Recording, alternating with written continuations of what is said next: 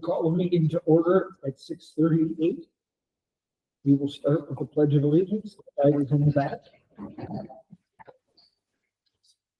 I pledge allegiance to the flag of the United States of America and to the republic for which it stands, one nation, under God, indivisible, with liberty and justice for all.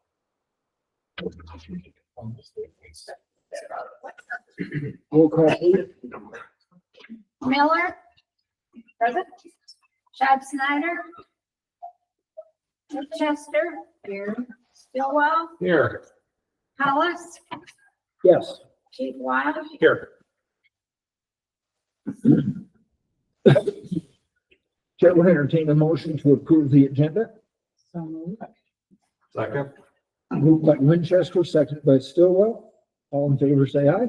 Aye. Opposed? Motion carries. Consent agenda. All items listed under consent agenda are considered to be routine and non-controversial. We do not require discussion by the NOCFA board, and it will be approved by one motion. There will be no separate discussion. If discussion is desired on an item, that item will be removed from consent agenda and will automatically be moved to the last item under new business. Move to approve the consent agenda. Motion by Winchester, Support. support by Miller. Roll call, please. Miller. Yes. Winchester. Yes. Stillwell. Yes. Hollis. Yes. Motion carries 4-0. Now approval of the meeting minutes from 7/23/24. Are there any additions or deletions? Oh, you're. Yes, it does. My mistake. I'm used to being inserted in. Sorry. We're gonna have public comment. Public comment is on agenda items only. Members of the public may address the board once recognized by the chair. Comments are limited to 3 minutes prior to addressing the board. Members of the public will state their name and address for the record. A second public comment is available prior to adjournment of the meeting for all other comments. Thank you for your cooperation. Anyone for public comment? Going once, twice? We're good. Thank you. Public comment in the back. We will move on to presentations. Chief Wild. All right. I will take the podium if I may. Well, go. Your house. Not my meeting. Oh, All right. So, tonight we're going to make a couple presentations. We have a packed house for that, which is awesome. Towards the end of October in Holly Township, we had an incident with a resident. They became unconscious, pulseless at night, so they had no pulse. They were not breathing, went into cardiac arrest and were driving.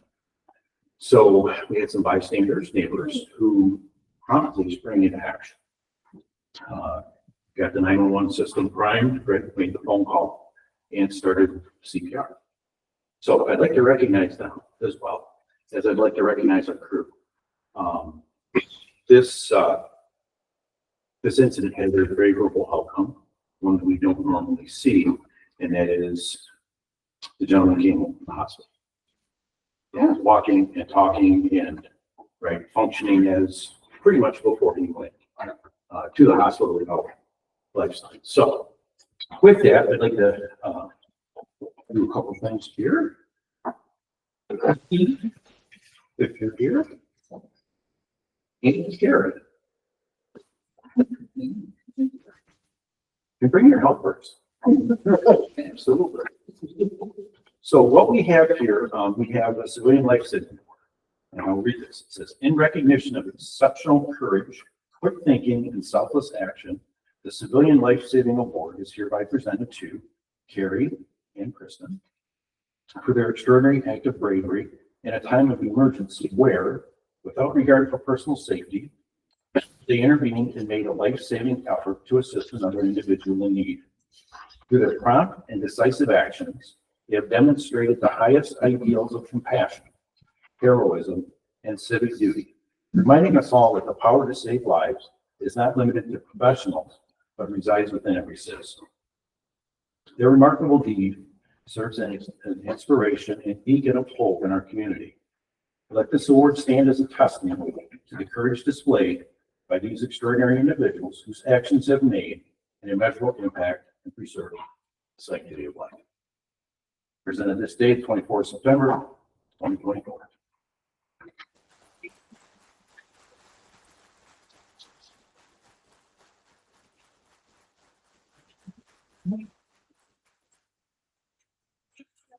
So let's switch you guys over here. You got it? All right, now, once, You want you to stay here? go stay here, please. So once the 911 system was activated, right? 911, help, I need, right? That was you, right? So I need help, we have an emergency. Our crews spring into action. So with that, I have 6 members in the department that I would like to recognize. Sergeant Nicholas Tosh, firefighter EMT Todd Moss. That needs to come up here. Firefighter Chris Carlstrom, firefighter EMT Brianne Guggen, firefighter paramedic Logan Campbell, firefighter paramedic Brent Dubries. Hey, why don't you guys come to one of our meetings? Well, we're looking. Yeah. So you guys gather around. All right, so what we have here for our staff is a letter of commendation, and it reads, September 24, 2024. It is with great pride and respect that I extend this letter of commendation in recognition of your exemplary service and outstanding performance as a member of the North Oakland County Fire Authority. On August 21st, 2024, you demonstrated exceptional courage, professionalism, and unwavering dedication during the treatment and transport of a cardiac arrest patient. Your quick and decisive actions not only exemplified the highest standards of our department, but also made a significant difference in the patient's outcome. Your calm demeanor, teamwork, and rapid treatment and transport played a pivotal role in the successful resolution of the emergency. Your actions reflect great credit upon yourself, the North Oakland County Fire Authority, and the entire community you serve.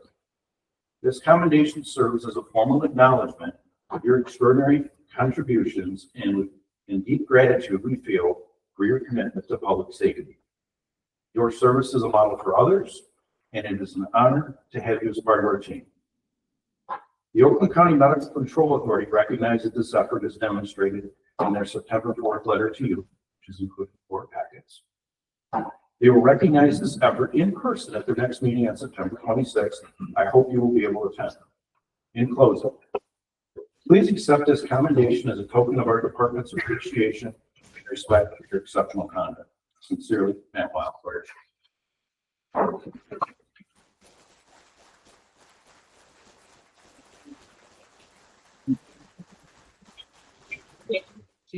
That's fine. I just give no idea how much we appreciate it.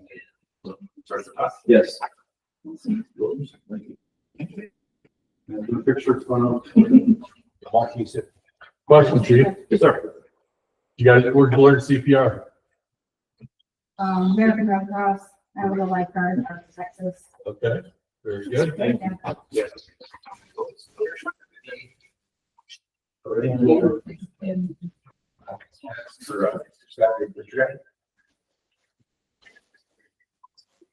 Ready to pile in. I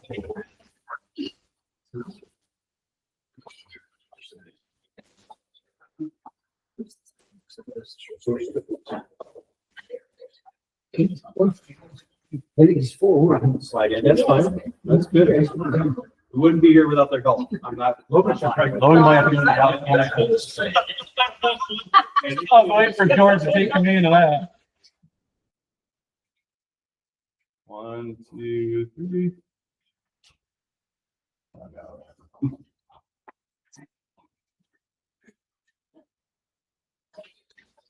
All set?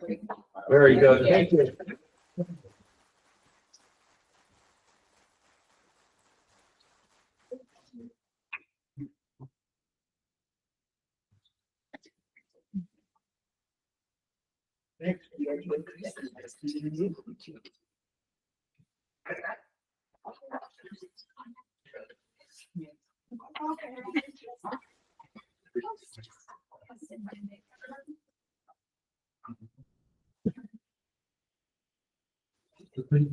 Okay, we will move on to about unfinished business. Excuse me.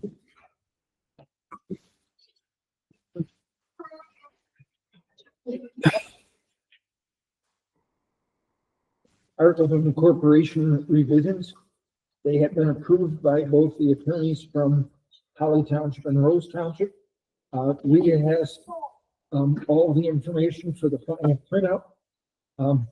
I've made the decision at this point. It's taken us almost 2 years to get here. We are going to wait for the new boards. We have an election coming up in a month. Once it's approved at this board, it has to go back to each township for ratification. And I think at this point, it makes more sense to wait for that transition. So it'll remain under unfinished business for the next couple of months, and then we'll deal with it then. B, under unfinished business, the new fire chief's contract negotiation. We've just about wrapped that up. We're doing the final little tweak to it, and I'm hoping we'll have that for you for next month. So no action taken for both articles A and B. We'll move on to new business, Station 3 roof proposals. We have a couple in the packet, and we were given 2 more this evening.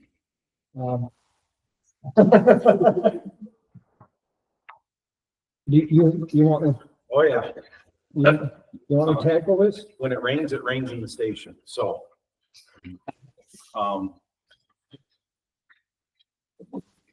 over the last several years, Station 3, the station in Rose Township, we've had multiple repairs done on the flat roof. We have the hose tower that comes up through like a large chimney. We're constantly battling leaks everywhere. It seems like last year it cost us $25,000 to replace the well controller. There was a very temporary fix that was put into place with the street sign to divert the water across the top of the controller rather than on it, mounted to the wall. The one-way sign or something, what? Yes, sir. And anyway, we are past that. We have got to do something on this roof. And Lieutenant Blask has been helping me with this. He contacted BCM Roofing right out of the gate. They come very highly recommended in the community, both from personal references within the department and other folks.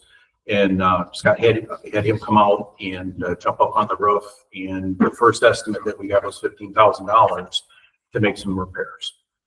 So once I got the estimate, I had a conversation with Brian and from BCM Roofing, and the conversation with something like, you know, we can throw 15 grand at it for a 5-year plan of your roof needing to be replaced. And I said, "Well, time out. Let's just stop with that for a minute." And we've only got 5 years left on this roof, and we're going to put $15,000 in it. Why don't we just do a roof? So with that, they provided a quote for us, a very comprehensive package here, as you see. I mean, everything's in here. Did good, better, best. Since then, I've received 2 more quotes from 2 more roofers, not necessarily as local as BCM is. And those quotes have come in significantly less. And I was a little puzzled by that, trying to weed through this. I mean, I'm not a roofer or a builder, but it just seemed that there was quite a difference in the price. And Brian, you're here. There you are. Brian is here to talk if we have questions specifically with them. When you look at the BCM quote, so it's the one that has the 3 prices on it. We've got good, better, and best. And I was shooting for middle of the road at 46,000. And then we had 2 other quotes come in, one from Tri-County Roofing, and theirs was 38,950. And then we had the last for the quote from Detroit Built, which was, let me make sure, right around the same price. Was it 30? Right. But I think that these are like more in comparison to BCM's $42,000. I don't think they're the second best. Okay, I'm with you there. Yeah. I'm saying I was shooting for middle of the road. But Right. BCM says their 10-year labor warranty this one from Detroit Build is a 10-year warranty. Right. Which is the second bid. Well, then you gotta look at product too. I don't see where Tri-County covers that on their bid, unless I'm missing it. No, and, you know, I was hoping, I do see a difference in $10 a sheet on ply replacement from 80 to 70 on these two.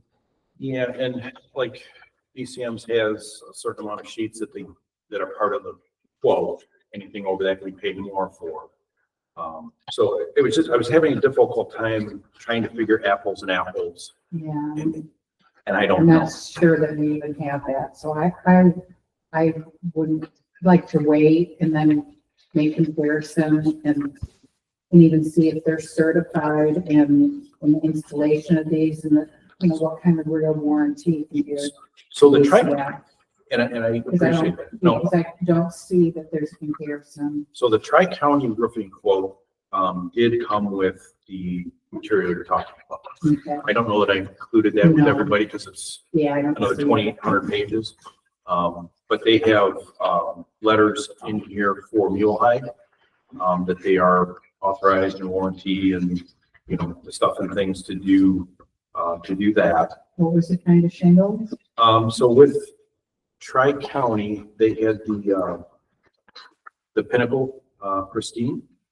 And then for the flat roof, they were using, a mule hide product. Yeah, I think we need a little time to examine these and Okay. Would, get references and, and I'm not opposed to that. I just want to, impress the importance to get this done ASAP or faster. So if we can, and I hate to do this, maybe call a special meeting after we've had a minute to digest this, since the rest of the stuff has come in. We can do that for something like this. As I'm looking these two over, I see that the Detroit Build is in line with the second bid for BCM because it has the material, the 10-year warranty, the 20-year material warranty. That information isn't on these 2 pages, but if you have more pages, it might be on those. Again, it was another, you know, No, I understand. And I'm just saying it's not on this. But you're right, there is quite a difference. Lieutenant Bradley's got his hand up. I didn't see these other quotes, I'm not sure, but with BCM, I actually went on the roof with them and showed some of the issues that we fixed in the past that we honestly haven't been able to get fixed correctly. And he made some recommendations about building some saddles around our hose tower to kind of divert the water. I'm not sure if the other 2 companies had that in their bids. So that could be the difference a little bit in the price between those and these. He's actually redoing the roof structure to make it so it's diverting the water away from our hose tower. Because the other major issue we're having is there's so much roof hitting our hose tower, and it's that cement block with the Fluted block. yeah, the cinder block with the mason or the cement in between the blocks, and it's washing all of that away. And it's like every time we patch it, you know, a year later, it does it again. And it's like, we've tried putting some eave troughs in, we've tried doing some different things. And, again, that's, I wasn't sure if that was something else that was, I just wanted to bring that. No, and I think the other, point. I think the other 2 companies just ordered an Eagle View Mhm. and just did the right Yeah, versus. you need them out. and- So I do have a question for you. Yeah. How was this put out there? In other words, how did the companies from Royal Oak know how to bid this? That's a good question. So do we have, I think you're asking me, do we have a formal bid process and did we put a packet together? That's what I'm asking. And the answer is no, we did not. And we should. And I don't disagree, but again, But, so how did this company out of Royal Oak find this? so, 2 things. So the fellow out of Royal Oak, Lieutenant Dewey, one of our members, he has a building, he's a licensed builder, and this is the roofer, one of the roofers that he uses through his company. Okay, the other roofer is one who Mr. Stoll recommended, right? Yes, they are, my wife took care of all the outbuildings for Hurley Medical Center, and they are who she used for her 20 years of doing it. So recognizing we used Phone a Friend, right? So To get to this point. So we have 3 companies that are all known by somebody within the department Yes, sir. that's here. And I don't want to lean favoritism to one or the other. But as Karen said, I think we need to match apples to apples. And I'm seeing stuff on here. Like I said, the Detroit build seems, as I go down the list and look at the type of shingle and the warranty and all that bid seems to match BMC's second bid. And the Tri-County is missing some information in order to make that comparison. It's just not here, but if you have additional papers, maybe. Brian has something. Before I call you, Yeah, I did have a hand, but I'm sorry. I'm sorry, you saw it. Yeah, I'm trying to balance everybody here. That gentleman in the back room had his hand up. Brian Musgrove from ECM or thing, man, and when I looked at the building, there's a lot. Excuse me. Can you come up to the podium, please? Alright. And give your name slower because our recording secretary's got it right now. How fast? I'm Brian Musgrove from Holiday on the owner of ECM Roofing. And when I walked the building, there's a lot of things going on, not just changing shingles. So you have copper flashing with aluminum flashing. A lot of people know that you're not supposed to mix the two. You need special copper flashing around your tower. You need to divert water, like Scott was saying. There's gonna be flashing that needs to be cut into the brick. There's a lot of repairs done probably in the past. A lot of those have to all come off. They mix a lot of aluminum with copper around the tower. They should have put in a flat roofing system behind the tower where they have like a saddle area where you're putting the one-way sign. So that will all need to be addressed too with a commercial roofing system. The flat roof with the EPDM rubber, it's not just coating that roof. You have holes in that roof, you have caulking, counter flashing, coping flashing, all these things need to be addressed. It's not just putting your roof on. And then two, a lot of the pipes and HVAC pipes that are up there, they need to be all addressed. It's not just putting shingles on. It needs to be caulked, rain collars. When you guys had the building built, it seems like there was like a plumbing and HVAC issue going on where not everybody was on the same page. So there's a lot of details that need to be addressed with that building. So it's not just changing the roof, it's a ton of detail. In your local, Brian, you live in Holly? Yeah, I live right behind here, actually, about a mile. Yeah. Okay, thank you. You're welcome. Brian, I got questions. What's on the south side of the tower? Is that where you're talking about, Scotty? You're going to put a cricket there or saddle? It'd be the southwest, right? Yes, so it would be the west side of the tower. Which way you going? Front of the building. front. I went there today. How about, Okay, so maybe I have issues. southwest. I'm old and fat, so I didn't get up on the road. I I think got on the plane part. I could. I just wonder what's on the back side of the tower. The tower is an actual saddle that diverts the water to the main portion of the tower, and then also diverts the water to the EPDM section. You Where all got the valley coming into it. Yep. And then you got the other saddle on the west side. And all the water you had a gutter installed there. And all the water is actually funneled behind the gutter. So we need to stop that. We need to make the water actually go into the gutter. Okay. And the big leak it's because the water's not making it to the gutter. It follows the channels down in the stone and the brick, and it goes right into the gutter. That's the area you're gonna rework Yeah. lumber, Divert it. with lumber. No, I'm not gonna revert it. I'm gonna do it with copper flashing, actually. Cut the copper flashing in and make diverter so it diverts the water into the gutter. Okay. All the structural, it's fine. Even with the sheets of wood, you really don't have to worry about that. I don't think you're gonna have any rotten wood on that building. So the price is what it is at the end of the day too. So there's no hidden fees. Thank you. You're welcome. Mr. Stern.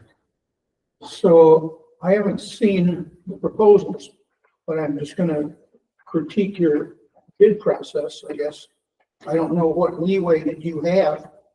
Ideally, you would get an engineer, I don't know about the cost, to look at the situation, come up with specs to all of the bids ascribed to. But I think that the bids that you have and some expertise that you now have with the firefighters, you might be able to take the bids that you have and make a bid spec sheet and give that to the bidders, let them try to submit bids according to that, and then accept voluntary alternates And that is a typical process, and I think that would help you, get the best, product for your money.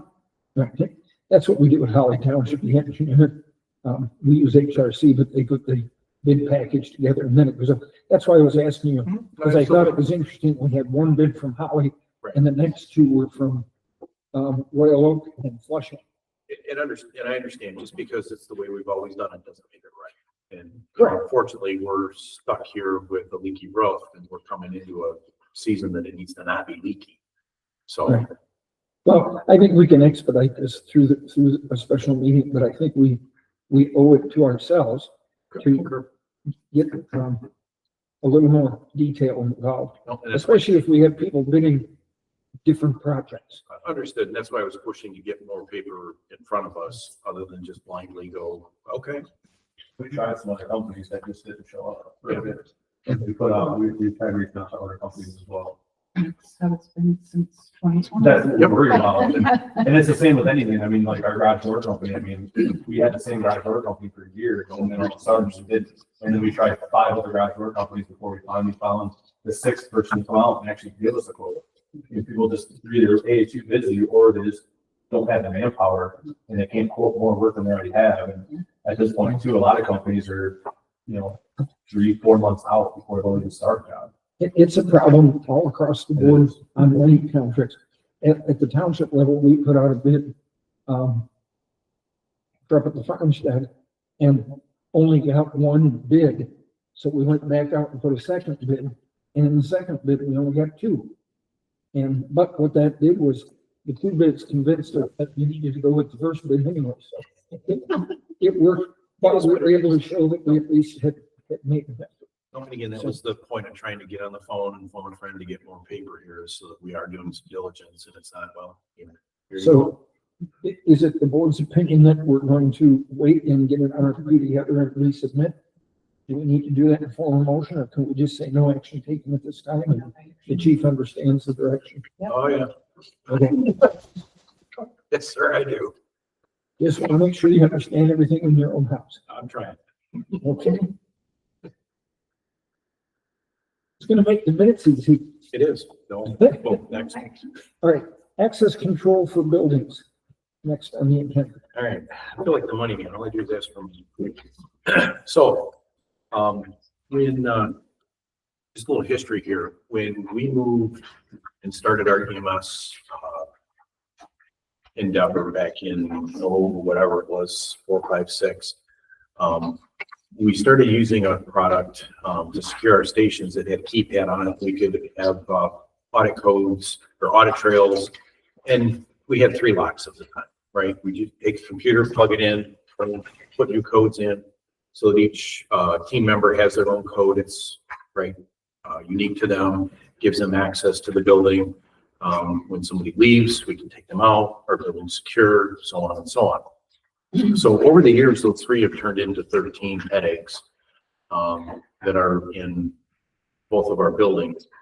And Jeremy and I had talked about this some years ago of trying to upgrade this into something that is not so labor intensive. So when we have a new employee or we have an employee that leaves, I take that laptop and I walk around to each lock in the station that has the keypad on it.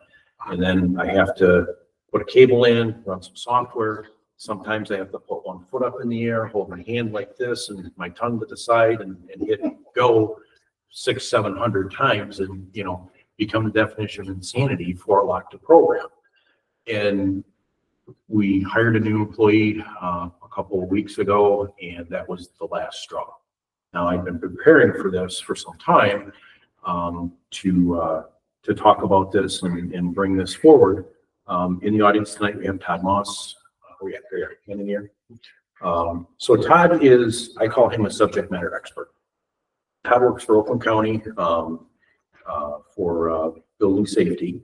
And this is what Todd does every day. This is his life. This is his thing. He does access control, cameras, building security systems. So a couple months ago, Todd and I had a good conversation, walk around the building to try to come up with a game plan to figure out what can we do that is going to be more business friendly, right? So Todd made some recommendations.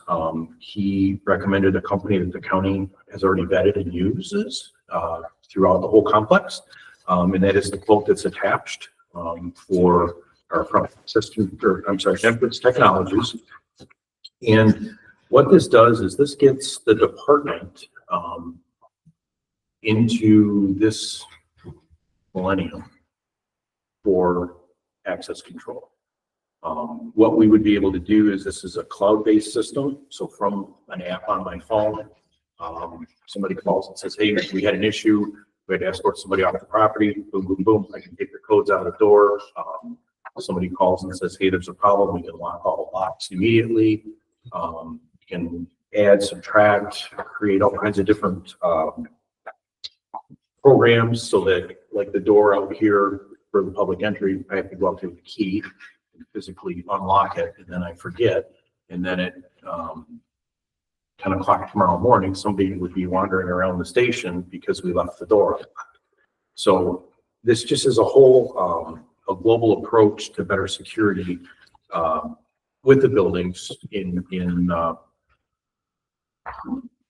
for us, right? So the quotes for 23,411. There is a monthly fee that would go with this for the cloud base. It's less than $100 a month, and I would recommend that we move forward with this company and this quote. This price is for both stations? Yes, sir. This price is a department-wide price.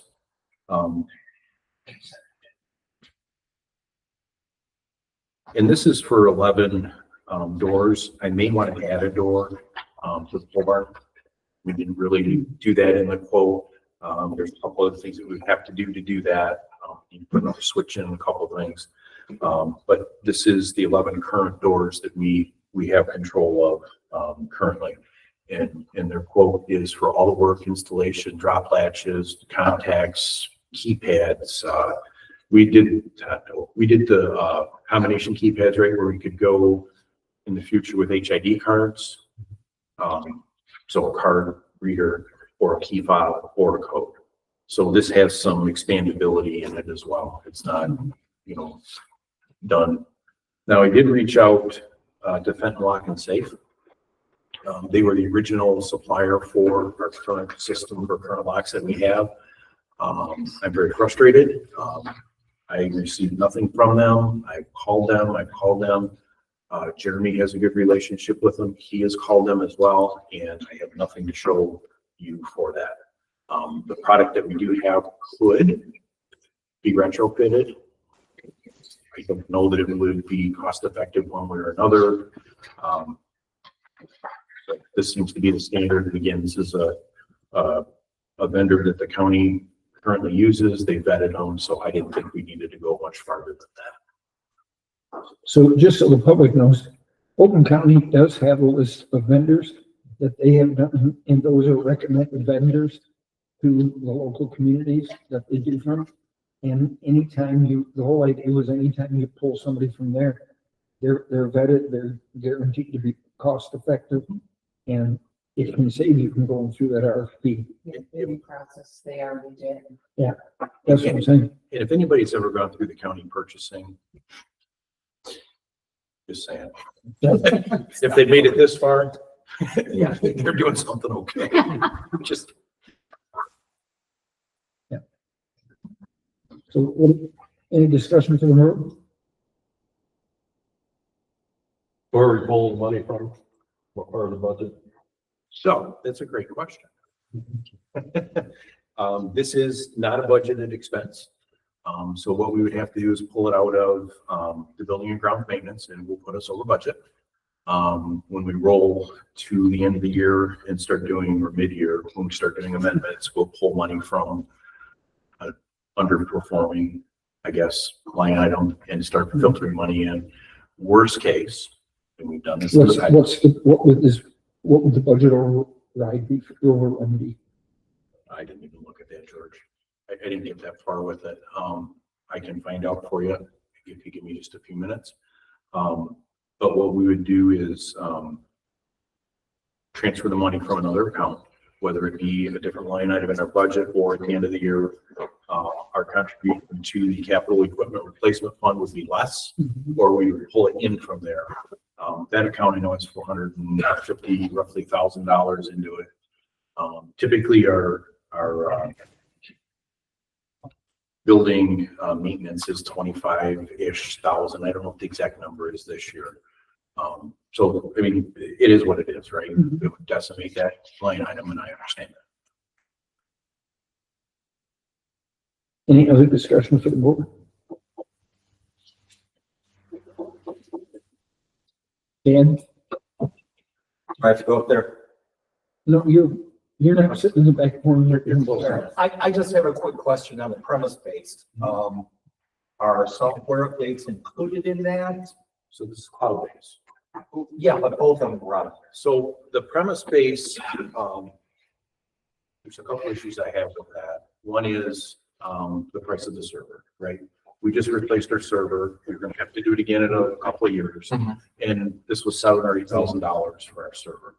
So when you look at that and having to maintain the connectivity to both stations, so we're relying on Comcast. So if we lose Comcast at either station, we have a problem. Right? Yep. And with the cloud base, we still are relying somewhat on Comcast, but everything is managed at a data center somewhere, not here. And we have the upgrades, the updates, all those things just happen in the background, right? My desire is to have, I didn't want to buy this server in the first place, okay? The only reason we bought this is because we had to have QuickBooks. We had to have it on premise. 3 months after we purchased the server, all of a sudden QuickBooks Online is the best thing since sliced bread. So I'm irritated with that. Sorry, Jeremy, I know you're listening. He knows it. But that's the main reason for the cloud base. The premise base was another, it was like 25,000 completely, where this is 23 and some change. So it is a little less expensive, but we're paying a monthly subscription fee. Right.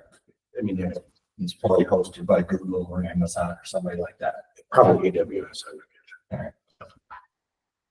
Gee, Sure. Currently your budget overrun would be about 6,500. There you go. Told you to have the answer. I got my guy.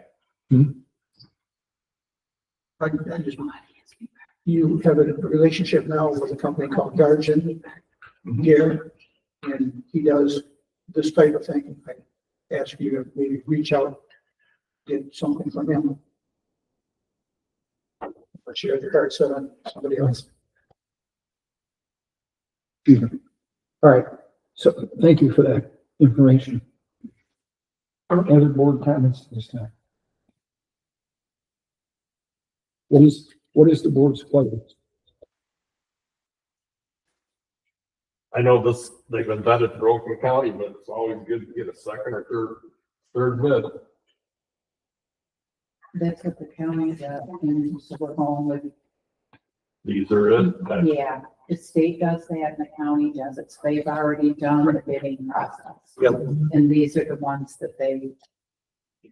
So this is the only It's people, streamlined. this is the only people Oakland County leases them for this service? Yeah, for our access control, yes. So just a quick explanation. There's GSA, which is a schedule, government schedule. A lot of municipalities recognize that whatever GSA price is set, you don't even have to screw around with bids. We have purchased things off state bid. So we purchased a Dodge pickup truck. I went to My Deal and we just picked 3 or 4 vehicles and chose the cheapest vehicle, not because it was 3 different bids on a Dodge pickup truck. It's just out of Chevy Dodge, and Chevy never bothered to call us. We just chose the cheapest thing that was there. So again, by going with county vetted vendor, we already know that they are the best price, et cetera, et cetera. And actually we're taking advantage of their pricing as well. So like when we buy radios, we buy them on state bid. We don't go out to 15 different Motorola dealers. We just call the dealer and say, I need state bid on the radio, and they say it's $6,800 or $8,500 or whatever it is, and we just move on. So accepted, yes. We do that, certain things it's township as well. Do they have roofers? No, that's a different department, sir. I'm sure they do though.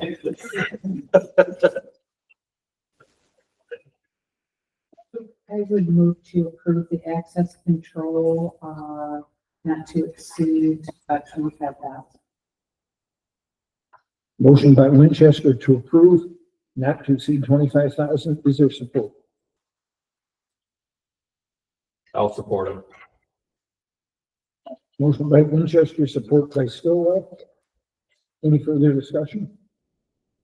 None appearing. Can I have a roll call? Winchester, Yes.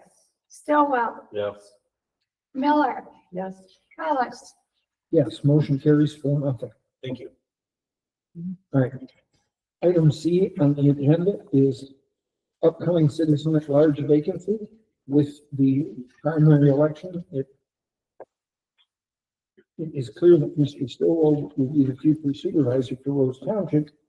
That means we're going to need your resignation as a student at large You're booting me out, is that what you're telling me? effective November 20th.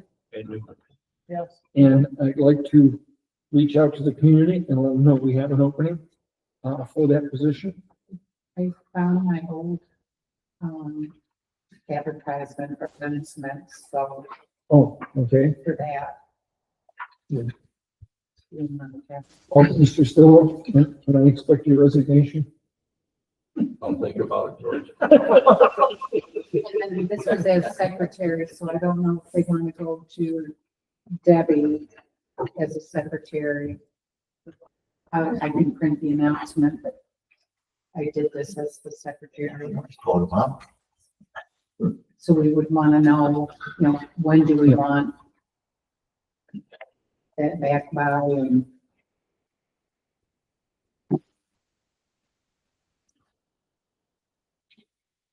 Karen, did you put this in the Tri-County Times? Given the name, was it? I don't remember what I did with it. I'll have to look and see what I did. I believe that we did. Yeah, I think we hit the Tri-County Times. I think we pushed it on Facebook, lots of Yes. socials and, Yeah. right, I think Got maybe the the, word out. yeah, I think maybe the township's, their mailing list sent it out as well. I thought if we get started with this now, we Yeah. could at least have 8 applications here. So that in November, December, we can get rolling on it. Right. Hopefully by January, we would have a new citizen. Right. Now, since he was, Rose, the next person has to come from Holly. Well, the articles of incorporation do address that, but they're not enacted, so it would be nice, because it's been mostly Rose if we had Holly, but it really, I don't think it really matters. So if Whoever's the you look at the best history of the department, it's interesting, the last time we were talking about a new citizen at large, if you remember, Supervisor Scheib Snyder was pushing for a Rose Township representative. And I had asked the question in the meeting, how long had the current citizen at large been sitting, Mr. Curtis, I believe it was. And he'd been here, I think somebody said 6 years, and the feeling that it was probably time for somebody from Rose. Last Then- one was Stouffer. Stouffer was the last one. before, so. Please, don't interrupt. When we were looking for a citizen at large and Mr. Stauffer came in, the previous one had been Mr. Curtis. And then Scheib Snyder was pushing for somebody from Rose Township. That's how we ended up with Mr. Stauffer. The question I had asked is how long he had served. The question that I didn't know to ask is over the history of the department, how many years had somebody been from Rose and how many years had somebody from Holly? When we looked at that, it was about 19 years for Rose and 6 for Holly. That's when the discussion came that maybe it was time to look at rotating back and forth between the 2 townships. That was part of the aftermath from Mr. Stauffer, and that was what was part of the conversation into the policies and procedures that are going to come before this board in the next couple of months. So that's how we got there.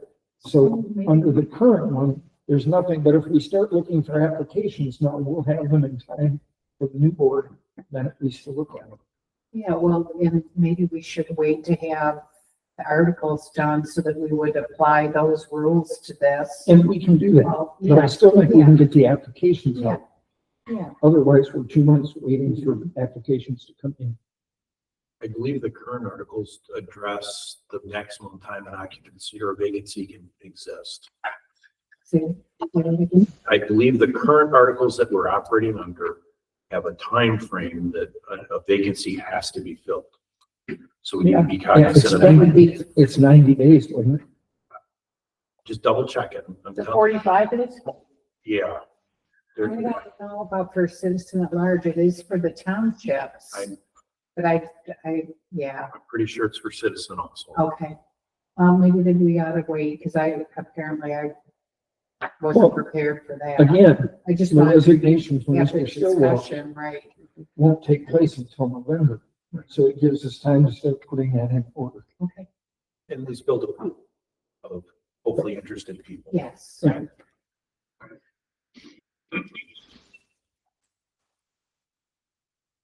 Okay, when we make that announcement, would we make that you would need to be a Holly Township resident to apply? So you're not getting all these applicants from Rose at the same time? That's, we need to look at what we're proposing for amendments to the articles. Because I put on the website, our social media, I just didn't want to put it out. I wouldn't put it So, out right. yet until we know exactly what we're doing it for. I think if Mr. Stillwell submits his resignation in October, effective November 20th, that will get the ball rolling. And in the October meeting, that's when we can put them on. Yeah, and then we'll know all those answers. I'll make that happen so we can get rolling. Okay? Yeah, because this says applicants must be registered voter and reside in the boundaries of Holly Township or Rose Township. Mhm. I'd rather see it say our service district. Pardon me? I'd rather see it say our service So district. for the recording secretary, there's no action at this time. So you're gonna advertise for both townships? We just said we're gonna wait. It'll be decided in October.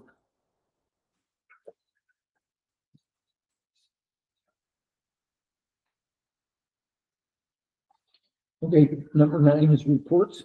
I'll start with Chief Lyle. Hi. So we missed the meeting. I handed the July run counts. That was, they did not include it in the packet in the August run counts.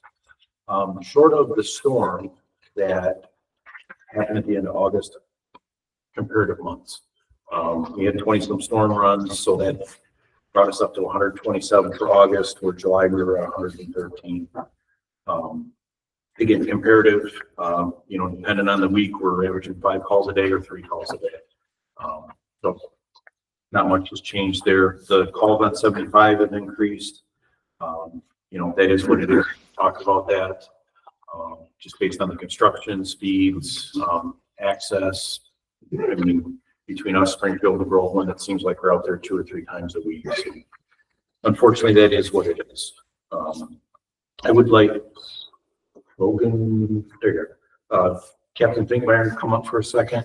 I asked him to put together, to go along with the run data, the sheet here, which was, so just to kind of give you a little snapshot of what our EMS operation does and how we respond. So Logan Finkmeyer, EMS coordinator, Norfolk Fire. So you guys have the run counts in front of you. That's kind of like Chief Lyle said, a broad overview of both fire incidents and ambulance incidents. So to break it down a little bit further, when I track the data, it's month by month, not necessarily board meeting to board meeting. So from August 1st to August 31st, ran about 75 medical incidents. The breakdown of it was 40 incidents in Rose Township, 40 in Holly Township, 27 in Rose, and then 5 mutually out of district runs. You'll see in the run numbers that Chief Lyle provided, we have about an 8.4 minute response time for what we deem a critical call, which is anything of what would be a tier 1 in Genesee County or in Oakland County and Delta medical for what we would consider a high emergency. Overall, we're running about 10 minutes and 11 seconds. We're allotted 12 minutes by Oakland County 90% of the time, so we're meeting that method. We have an average shoot time of about 2 minutes and 9 seconds. We're allowed 5 minutes by NFPA, so way exceeding. As far as the units being transported, so, I'm looking at this piece of paper. So one that doesn't look as fancy as a spreadsheet, so sorry.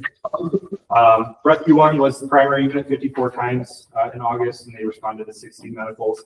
Rescue 2 did respond once, and you'll see in September, they responded a lot more with that unit.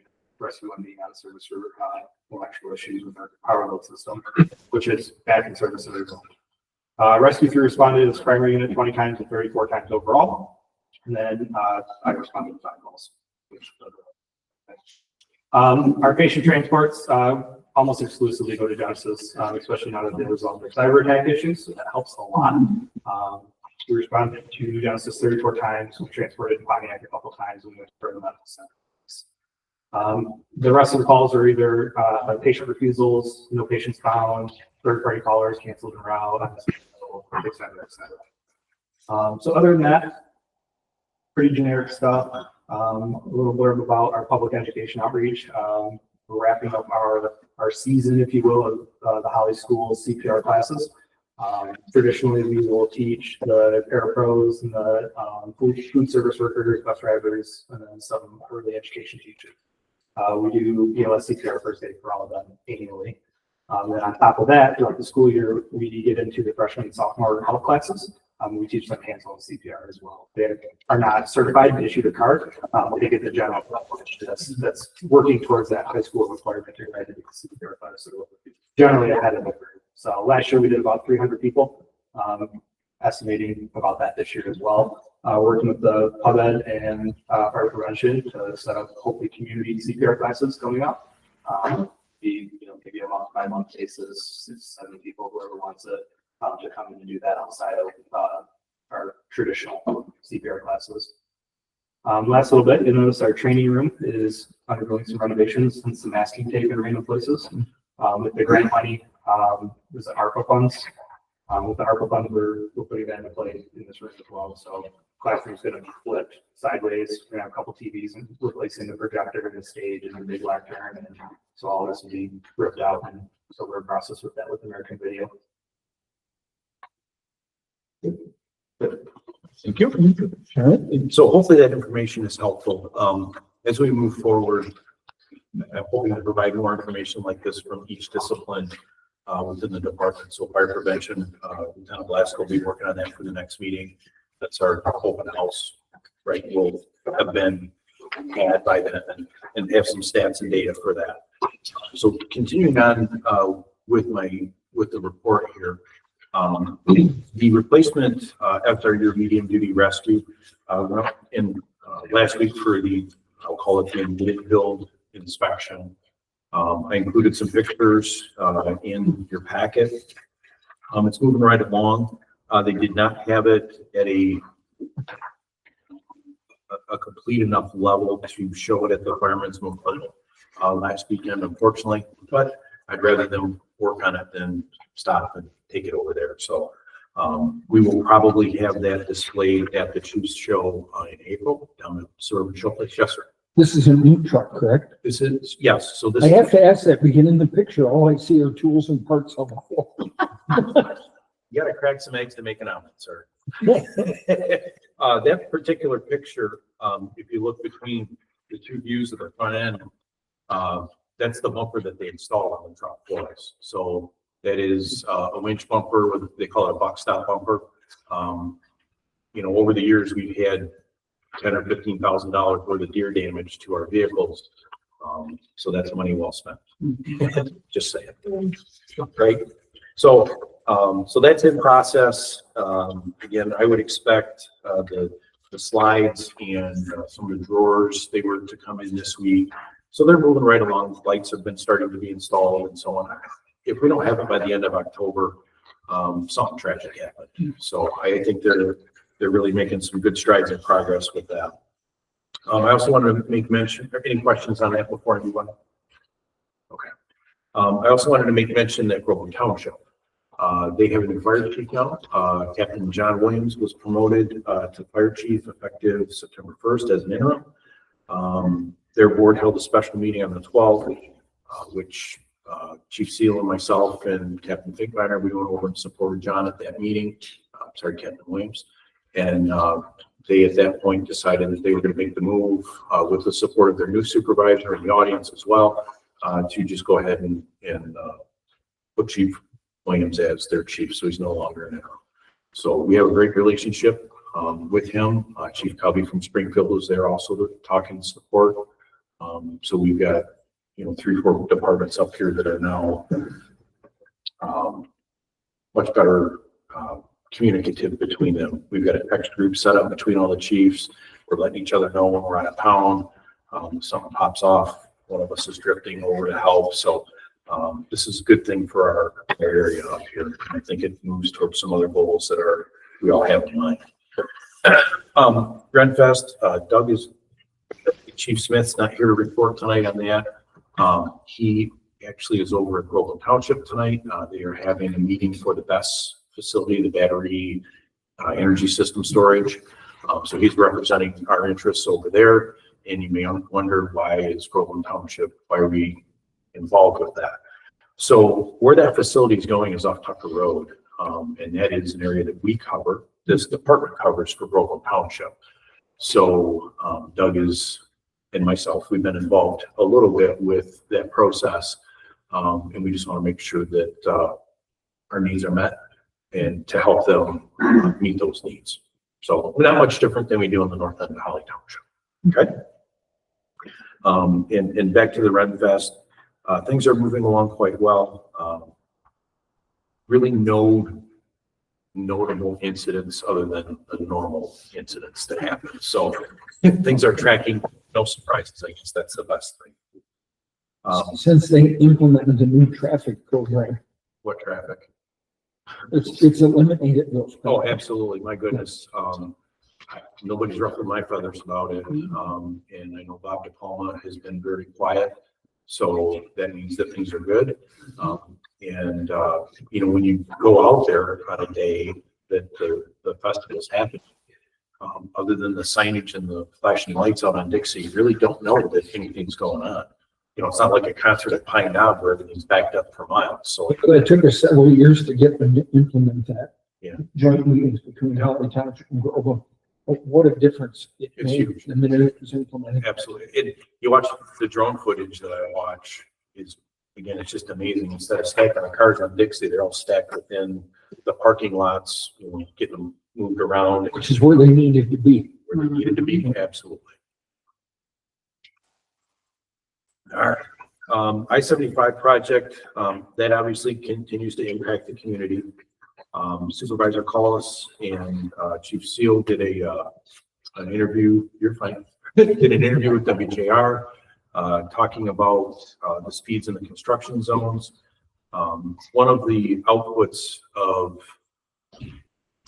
several meetings with MDOT at the beginning of this project, when things were pretty off the hook, was we suggested strongly, maybe recommended or demanded, that they put in some speed management devices, and they put some signs in that are recording speed data. So as you enter and exit the construction zones, they've got radar running, and it's just sitting there gathering the miles per hour, the time, how many cars, how many instances, and so on. And it's alarming what's there. There's speeds routinely from 95 to 106. And I know I have nothing to explain past that. It's ridiculous, the speeds that are going through there. We've had pretty nasty crashes in through there. Everything's impounded between Jersey barriers and the regular barrier, the median. It's just a mess. So oddly enough, Supervisor Collis called me last Monday morning and said, "Put your chief shirt on, I need you to go to lunch with me." And we sat in the OCATS meeting, which is the Township Supervisors group. And one of the things that popped up is automated traffic enforcement in construction zones. So what that means is, like in other states where you go to traffic court because your license plate got a picture stamped running a red light, they would put something like that out on the expressway. In the construction zones, that would have a 10 mile an hour, 15 mile an hour buffer. So as you speed past the sign, boom, your license plate is stacked, you get a ticket in the mail. Fines would double, triple, whatever in the construction zones. And at some point, some of these actions would be criminal, I would assume. So there is a bill going through the system right now, which I wrote our Senator Thies. That bill passed. Good. Yeah, excellent. Because I'd written a letter to our senator for Holly Township, Thies. Lot of fees. Thies, thank you. With some specific details and the speed data as well, supporting that. Yep. So that's fantastic. One of the issues that we are also running into is just manpower with the state police. So I spoke with the first lieutenant and the lieutenant who will be out here at the Groveland detachment, and they both recommended telling everybody that we could tell to listen and advocate for higher staffing levels. Currently, they're staffed between 25 and 30 troopers in Metro North, and that's an 80 trooper post. So when we have 2 or 3 troopers running calls in Holly Groves and Groveland Township, there's really nobody freed up to run things on the expressway. So I made a phone call to the governor's office, and I received a call back, and I spoke with one of the aides, and I'm still waiting for a meeting to discuss staffing levels and advocate for the post. So I will say, when I got that information and I contacted you, I appreciate the teamwork there. We were able to mobilize some things and get some things done. And instead of it just being that mouthy guy out in Holly Township, I took it to the Oakland County Association of Township Supervisors, and I was able to get the power of most of the Oakland County Township Supervisors together. We did get a contact Representative Mueller's office. He was one of the sponsors of the bill. It went through the House, got a little pushback in the Senate, but it did get pushed there. And just to defend, because I did have a conversation with both Senator Johnson and Senator Rumstead, part of the concern that they had is the insurance companies have been pushing these cameras on intersections and stuff for years. And there are a lot of people that feel like it's government overreach, it's Big Brother looking at your move. And one of the things that will happen is you'll get the ticket to the license plate to the car, and it may not be you driving that car at the moment, and that means you're going to end up having to go to court. But we felt that it was important. This bill that was passed only puts them in the construction zone. But, we had one lady lose her life in this construction zone. And when we put that interview out, I got a couple of calls from my office, and there was a Facebook thread. I don't know if you saw that. And somebody said, those numbers can't be real. The matter of fact is that was a survey done almost through the month of August. The dates are a little kiltered.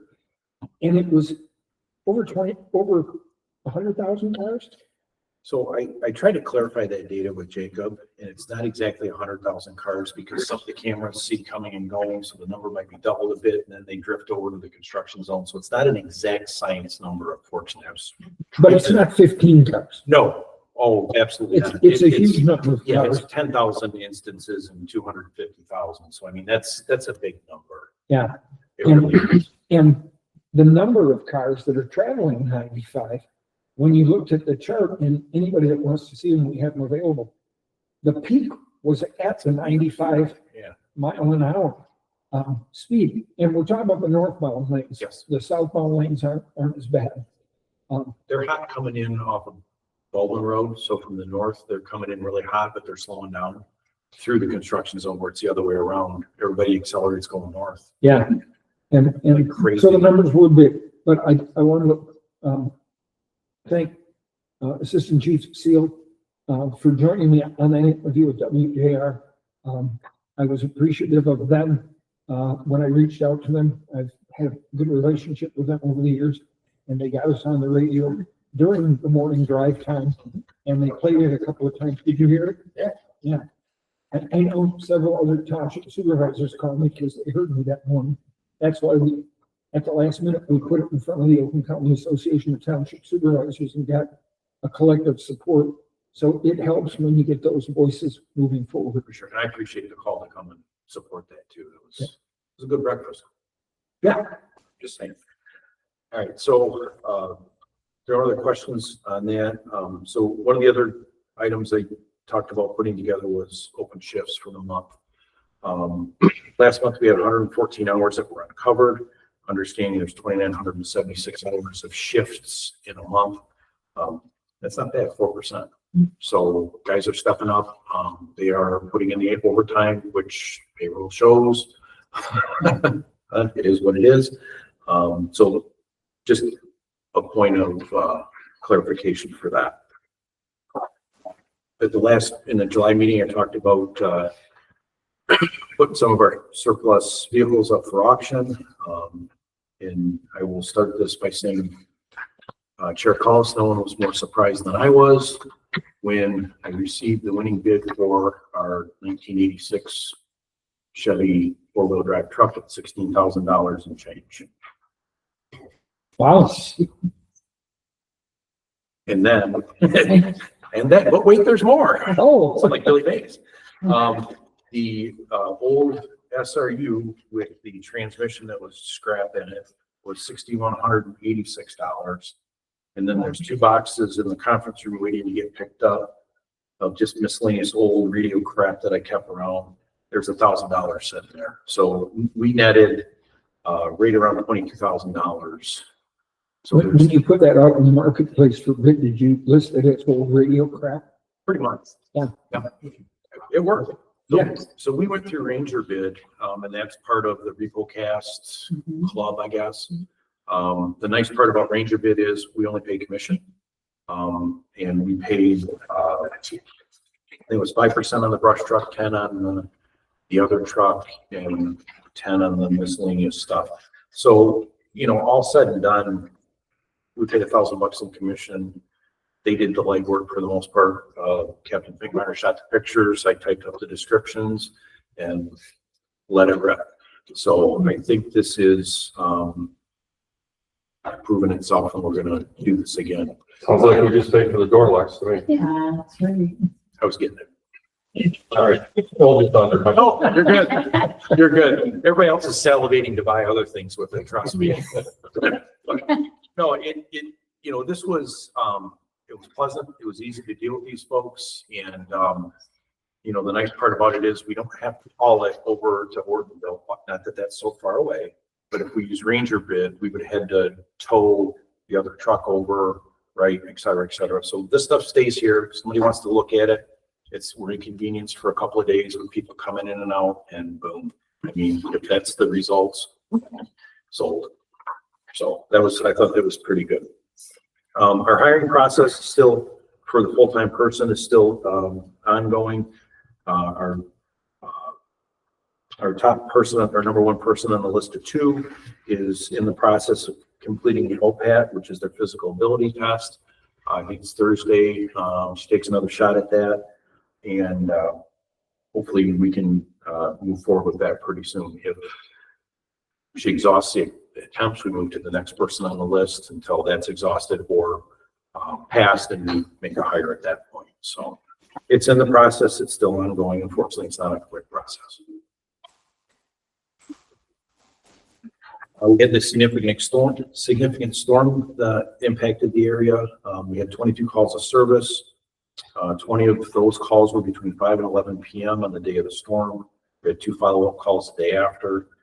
Looked like about 118 personnel hours were committed in that amount of time. So, you know, it's a lot of boots on the ground, folks coming in from home to deal with trees, wires, and so forth. So that was a monumental effort. We had 2 significant mutual aid responses. We were in the village of Holly for commercial structure fire. That was the Wolverine screw. I'll let you know we were on that day. We did have a firefighter sustain a minor injury at that call. He's fine. Back to work same day. So that wasn't, it was just one of those things that happened. And then we also went down into Highland Township on a residential house fire. It was along the White Lake proper itself in one of the little 7 Harbor subs. I don't know if you know where that's at. Houses are stacked on top of each other. Well, when you get 1, you get 2. So that was quite a deal there. We went over the Medical Control Authority, recognizing our individuals for a job well done. So it was the 6 folks that we brought up tonight. Dan Miller, who was our EMS coordinator before Logan, he sent, I did not receive a copy of this. He sent it to me, the Star Letter, which is in the packet here. So this is recognizing the department's education program. So the basic EMT students that came through our program in 2022, we had a 90% or higher pass rate by the third attempt. So that's obviously exceptional, especially with this thing. So that was some good work there. I've spoke a couple of times about HR and looking for help. I met with Ecto HR, as I reported in the written report, and I sent them our policy manual, I sent them our contract, and they digested it, and I have a proposal. So the good news is, it's not what I expected it to be. It's under what requires board approval. So I think I'm just going to kind of digest this a little bit more. They're shooting around $5,000 on the high end to go through a 4-phase process with our policy manual and to try to make it a bit more harmonious with the collective bargaining agreement. So again, I just want to digest this a little more. I had much time to go over it. And also with that, I want them to come on site and do an audit of our files and see where we're at. And that is an hourly fee, just like we would pay our auditors, depending on which person comes out. I think Holly Township's dealt right with Ecto HR. So their hourly rates are anywhere from $120 to $225 an hour, depending on which person comes down. Okay. So that's on that. And then Chief Seal, he just completed the apparatus driver operator class. If you'd like to give a little dance about that, sir. Class went well. We put 4 of our own people on to go up there.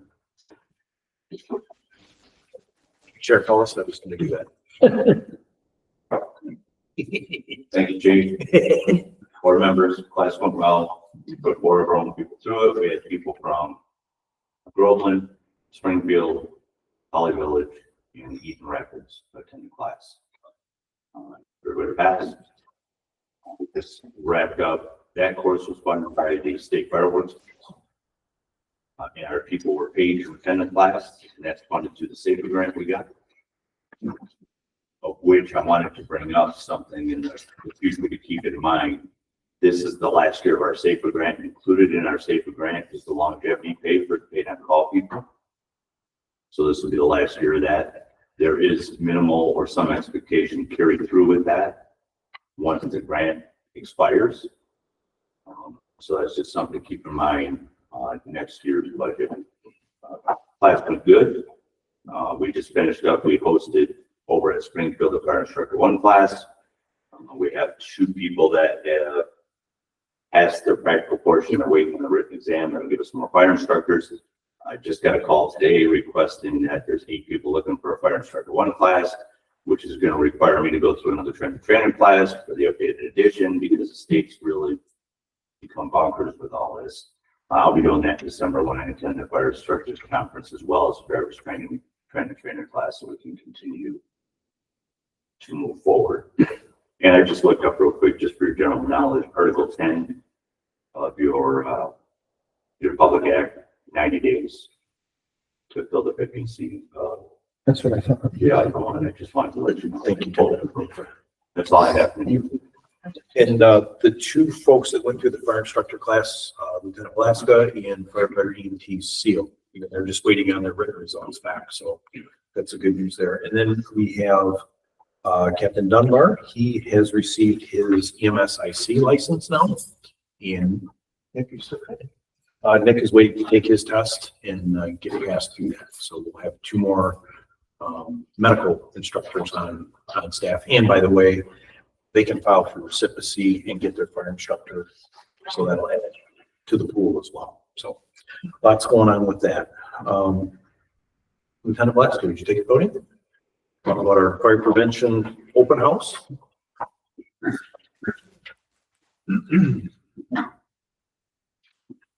All right, so you guys know, I'm Lieutenant Scott Laska. I handle our fire prevention and public education. So this year's department open house, I gave you guys a flyer that I just picked up today. This will be at Station 3 this year. And as you guys know, we rotate stations each year. So last year it was here at Station 1, this year it'll be at Station 3. And basically the flyer is just a basic general of who's coming, some of the partnerships we've built over the years. I really try to, when I put this together every year, I really try to reach out to some of our Holly organizations that are here for our community. I'm always looking for more. So like the Holly Area Community Coalition, the Youth Assistance, they're pretty much here every year. They're a great partnership with them. The new one for this year is going to be Adopt a Pet. They're going to be coming. They're promising puppies. So, so a lot of people might not go. You can think cheap and wild for them. No more shelling. No more.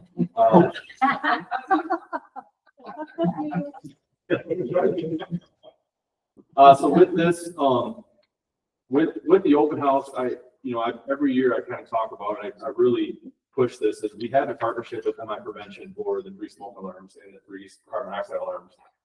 This is something that's funded through grants that they receive. So they just received another almost $2 million grant for 3 smoke alarms and CO alarms. And because we've been doing it so long, I don't even have to reach out for more anymore. They drop them off on our doorstep. I have a constant. So I'm asking for your guys' help in the township as well, especially when we have new board members in the Rose Township and just new people coming on to really push this program. Our duty crews go out and do this on their time. If they're not available, I'll take the time and do it at home, or a couple of the other guys will come from home and go install these people's houses. But it's showing, it's really beneficial, especially we're seeing. We're probably one of the longest departments doing this. We've been doing this for probably 10 years now with our previous partnerships. And when you compare the unfortunate deaths in Michigan, we don't have very many in comparison. So being a rural area with the age grads and everything else, it could be a lot higher. I think our fire prevention program, thankfully, just gives us a fire prevention budget, which most fire departments don't have. I'm able to really push stuff out and really try to make our community a lot safer.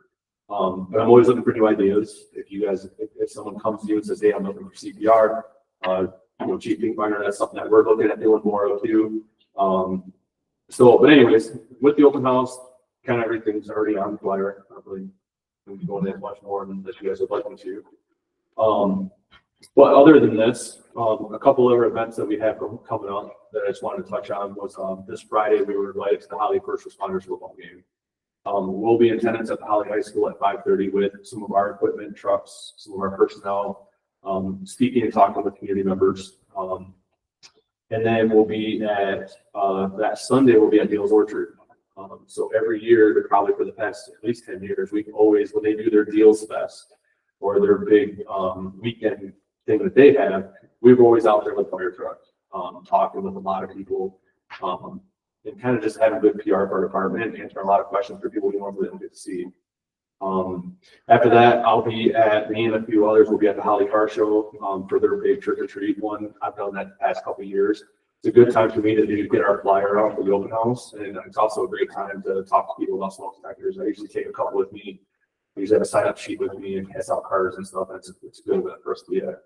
We'll be doing the Holly Homecoming Parade like we have in years past. Obviously, our NOCFA open house on 10/13. And then Holly High School, we've been invited back to do the skilled trades event that they're having. So last spring, myself and Firefighter Parkins went and did their career night. So basically, it was all the different, JROTC, the military, all the different, basically any business could be there. But it was basically a career night. So we go in there, we talk about firefighting, EMT, stuff like that.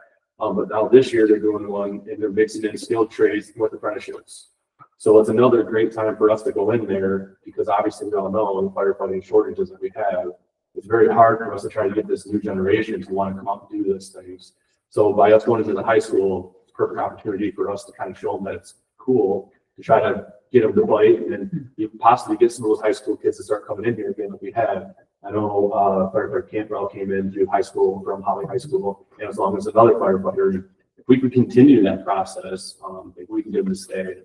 So, the only other thing we have as of right now planned is, Rose Pioneer Scout Family Monday. We've done that probably the past 10 years as well. We'll take a couple trucks down there. We run all the kids through our smoke trailer. We teach them how to get low through the smoke, how to crawl out the window in case they need to, or how to get out the door. And then we also pass out candy to them, like we know. But as of right now, that's all the events that we have, and appreciate this. Thank you. All right. Voted, sir. Is that it? Okay, does that also cover the firefighters association, or do we have a separate report there? You want to talk about the golf outing? We don't have a total there. Okay. It was successful. That's all I have right now. How do you measure success? If you Everybody had fun. There it is. All right, everybody have fun at the golf outing. Okay. So move on to Holly Township report. Basically, I covered the traffic situation out there. I did want to just mention that over the weekend, the American Legion for Holly had put a Facebook request. They had a veteran that needed transportation to the Veterans Hospital, either in Saginaw or in Ann Arbor. It turned out he had to go to Ann Arbor for the service he needed. And I'm going to be taking that also to WOTA, the West Oakland County Transportation Authority. But we do have a problem up in this area from the standpoint of somebody that needs to go specifically to the Veterans Hospital and getting that transport taken care of. At the same time, I've been in office for 8 years, and I think this is the 5th time I've transported a resident to or from a hospital. St. Joe seems to like to release patients at 1 o'clock in the morning. And oftentimes, if they went in an ambulance, they're sitting down at the hospital and they don't have family, they don't have, this particular individual didn't even have a car, and happened to call the party store, which is probably the only thing open at 1 o'clock in the morning in Holly, and I gotta have a ride, who do you know that can help? And of course, my phone rang, and I ended up going down to St. Joe to pick this guy up. And because of COVID at the time, they made him go outside, and it was wintertime. So the guy was sitting, and he kept going in the door. The security guards would let him come in a little bit, and then somebody would chase him back out. But it is a problem with getting people to these locations. And I did talk with Chief Seal. We had a shortage of people on Saturday. I ended up taking him down. But it is an issue for some people. Like I said, it's about the 5th time it's happened. But I don't know if WOTA can. The problem with WOTA is most of those rides are prearranged 2 days in advance for scheduling purposes. And we don't have anything on emergency. But just so you know, it's an issue that's out there for some of our residents. Beyond that, I don't know if we have anything else for Holly Township to report. We have a couple of pieces of property for sale that we've posted. We got one of the lots in Great Lakes subdivision. The township got back in taxes. We put it out there for sale. And the good news is we had 2 bidders and we sold it above list price. So that's good news. I think that concludes for Holly Township. No, yeah, we were talking about the storage or energy storage facilities. The planning commission will be looking at that in Holly Township very soon. So if anybody's, I know there's been a lot of noise out there. A lot of people were upset with Bob DePalma for entertaining that. You need to make yourself familiar with Public Act 233. The state legislature for the last couple of years has been taking local control away, whether it was over gravel pits, whether it was over short-term rentals. This time it's been over solar and this battery operation. If you go to Public Act 233, it literally states right in there that the township can have an ordinance overseeing, but it has to mirror the ordinance that the state has. And it literally says, if the company that's trying to put this in can't get approval from the county, then they can come to the state and get their approval. I mean, it did everything short of neuter the townships on this topic. And what Bob DePalma was trying to do was negotiate some things, location of it, and some things that come in. And there was an incentive by the state to get it done. And they will be eligible for close to $1.5 million in grant money for having one of the first battery things in their township. And what people needed to understand was, if he didn't do it, they could go to the state and get it done anyway, and you wouldn't get $1.5 million. So if you're gonna get stuck with it. So we're gonna put things in the ordinance that we want to see. They don't necessarily have to do them, Right. but it seems like they are workable. with They have been the cooperating with Bob. so In fact, far. he told me, he said, I've actually gotten more than I expected to get. Right. But this is what's happening in Lansing, is they keep taking, action, on things and taking local control away. Michigan Township Association has been lobbying against it and fighting it and trying to get compromises where we can. The compromise for Public Act 233, really wasn't much. When there's a sentence in there that says, if you can't get it there, come see us, we'll give it to you anyway. That's the most ludicrous thing I think I've seen in any of the legislation that's come down since I've been here. But that's what's there. We're also, Rose Township? It's been pretty quiet around there, what we've been working on. We did the ballot testing today and the ballots are ready to go. They'll be mailed Thursday. Not too much action in the office. Nobody's really in. Things are quiet, are they? Yeah. Okay, Except elections. We're very busy. Yes. okay. And our citizen at large. Yeah, I do have something. I went to the Michigan Township Association's Emerging Issues and Emergency Services seminar. And was invited about a few things. State Fire Marshal Kevin Schumeyer, thank you, is very proud of the firefighters doing the smoke detector program that happened. He says you guys are saving lives, and keep up the good work, basically. Also, I learned a lot about battery storage and the impact it has. The Reagan Fire Chief was the speaker, and he was not a little doom about it, but like EV cars, there's really no way if it catches on fire, you just let it burn. If you see the firefighters out there, kind of spraying the water, not really doing much, it's because there's nothing that they can do. He says it's a 4-hour process usually if it catches on fire, and all you can do is, take care of the surrounding area, make sure things don't catch on fire around it. But there's really nothing to extinguish it. But his big thing was, and then with the EV cars, there's a lot of mandates and stuff that they have to be crash proof and, helps prevent that. But he said the worst batteries are these electric bikes that people have. And your biggest problem that he's found is people like live in the cities and stuff, there's nowhere to put it outside. So what they do, they put it in the elevator, they go up to their 4th floor apartment, put it next to their front door, plug it in, and kaboom, sometimes it catches on fire and causes major problems. So things to think about as you have your EV bike and your cars. And that's all I had to report. It was a good seminar, I thought, and learned a few things, and I will get my resignation to you. That's the same one you I know went Karen, to. I know Karen was there or not. Did you go to Franklin? I went to Cadillac. Okay, because I was saying, how did I not? Yeah, the wife and I decided to take the RV up early, and we spent a few days up there. Okay.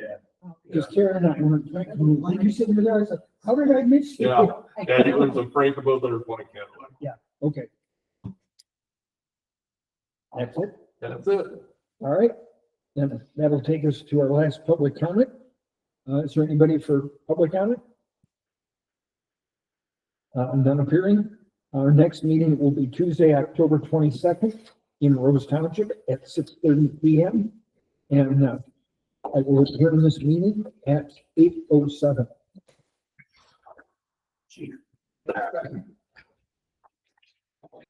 We did have one program. Oh, really? Yeah. White or?